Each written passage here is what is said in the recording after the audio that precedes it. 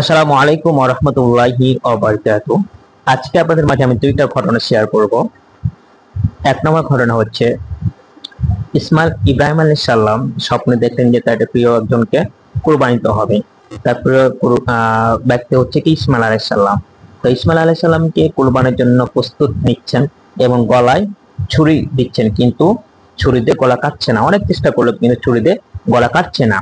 এক পর্যায়ে ইব্রাহিম আলাইহিস সালাম ছুরিটা নিক্ষেপ করলেন, তারপর পাথর দ্বিখণ্ডিত হয়ে গেল, কিন্তু ছুরিতে গলা কাটছে না। এটা একটা ঘটনা। আরেকটা ঘটনা হচ্ছে যে ইব্রাহিম আলাইহিস সালাম ইসমাইল আলাইহিস সালামকে কুরবানি করার জন্য প্রস্তুত, সবকিছু রেডি।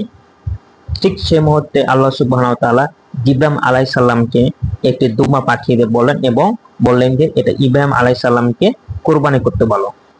দুটা ঘটনা বললাম, এখন আপনারা বলেন তো কোনটা সত্য ঘটনা? সত্য ঘটনা হচ্ছে যে আমি যেটা পরে বললাম, যে ইব্রাহিম আলাইহিস সালাম কুরবানি দিতে প্রস্তুত, তখন আল্লাহ সুবহানাহু ওয়া তাআলার নির্দেশে জিবরাইল আলাইহিস সালামকে একটি দুব্বা পাঠিয়ে দিয়ে বললেন যে এটা কুরবানি করতে বলো। আর প্রথম দিকে যেটা হচ্ছে যে গলায় ছুরি দিয়েছিল, এটা হচ্ছে বানোয়াট মিথ্যা কিসসা কাহিনী। আসসালামু আলাইকুম ওয়া রাহমাতুল্লাহ।